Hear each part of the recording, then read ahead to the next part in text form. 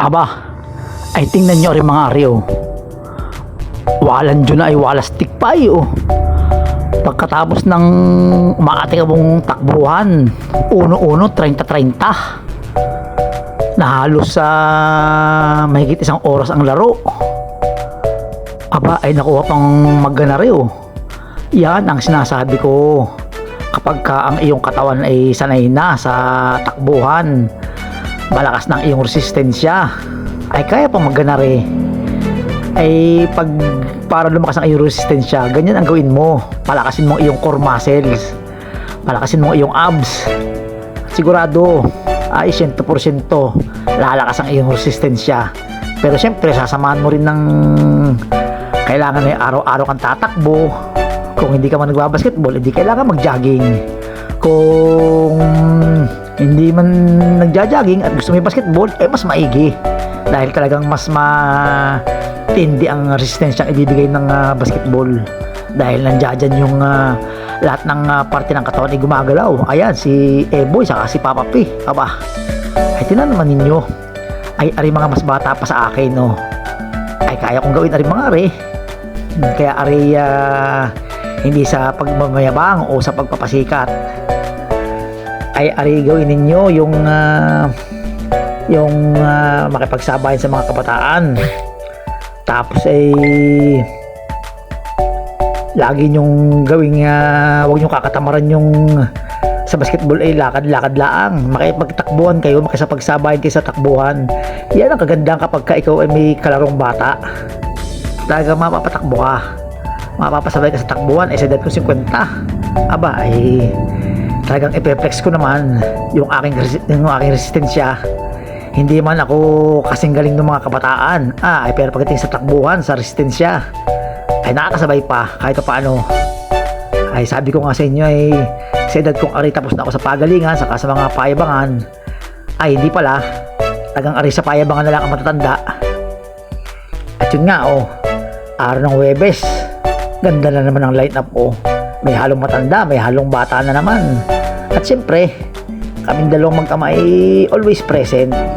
Sabi ko nga ay aring anak ko ay gusto kong palakasin, gusto rin niya magpalakas sa basketball. Ay di ilalaro ko sa mga malalakas. Ay di sa mangga ko dadalhin, dahil di na ari ang mga kabataan. Ay kapag pagbabawalan mo ang bata, ay paano sila lalakas? Ay pagdating ng second game, wala ng player. Kung may player man, ay hindi na seryoso ang laro. Ay siyempre, hilig ko ang basketball, gusto ko rin naman palakasin yung anak ko. Ay di lalaro ko sa mga malalakas. Para lumakas ang isang player, ang isang bata, ay dalhin mo sa mga malalakas, ilaro mo sa mga malalakas.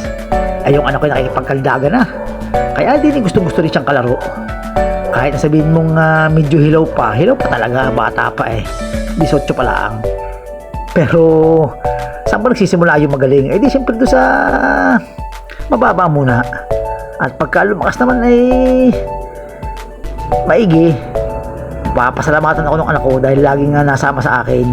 At lagi ko naman din siyang isinasama kahit ako'y pagod at ako'y minsan ay ayaw ko maglaro, ay ginaganahan na rin ako kapag siya mismo nagsabing, "Daddy, lalaro ako." Kaya talagang support lang sa anak natin. Kung ano yung hiling ng anak, ay ibigay natin, supportan natin. Kung alam nating makakaigi sa kanyang pagkatao, aba ay nadidisiplin ang isang player kapag ka naglalaro ng basketball. Natutulog ng maaga, gumigising ng maaga, walang bisyo, hindi nag-iinom, hindi nagsisigarilyo, aba ay maigi. Ay saan ka pa? Ay di dito na tayo sa mangga, walang tablahan. Kung sino mauna, kahit dayo, rasging ka pa rin. Yun ang makagandahan din Tapos ang scorean nga ay 1-1, 30-30. Talagang masusubukan ng iyong resistensya din hala, yung mga walang malaruan o kaya ay yung bitin sa laro sa scorean, din na kayo sa mangga. Morning, Papa P.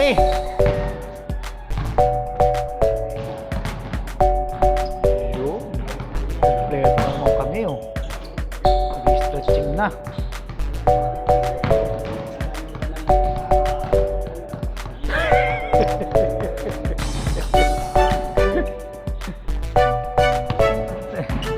James family. James Family. Tarantino yan. Morning, Idol. Morning, sir. Hey, boy.